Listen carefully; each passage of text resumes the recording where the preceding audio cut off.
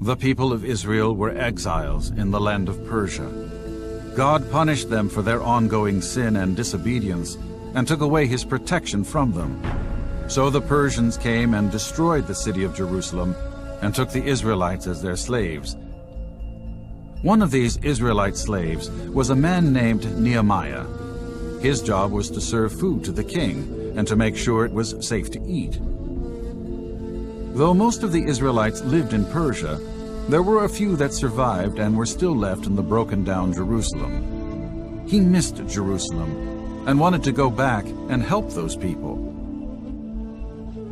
Nehemiah could not stop thinking about and praying for Jerusalem. He was sad all the time. One day, while Nehemiah was before the king said, "Nehemiah, why are you so sad? Are you sick? Is something troubling you?" Nehemiah couldn't hold it in any longer. "O king, live forever. My home country, my father's land, is in ruin." The king was concerned and offered to help Nehemiah. Nehemiah told the king that he wanted to go back to Jerusalem and rebuild it as well as the walls around it.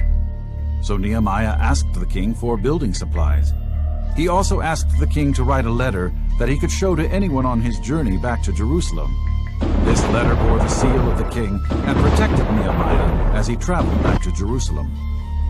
It was a long and dangerous journey, but Nehemiah was excited to go back. As they neared Jerusalem, they could see its ruins in the distance. The beautiful city of Jerusalem was all broken down, with no wall around it. Work began immediately. Nehemiah wasted no time and gathered all the men to help rebuild the wall. He assigned each group to their task, rebuilding sections of the walls, brick by brick. It was a big task that was going to take a long time. As Nehemiah and the men rebuilt the wall, many leaders from nearby countries tried to stop them. They threatened to kill the Israelites. Nehemiah prayed to God and did not stop working. Each day they worked harder and harder, and the wall became stronger and stronger. After months of hard work and danger, the job was complete. There was singing, dancing, feasting, and a huge celebration. God was the one who deserved praise and glory for the finished job.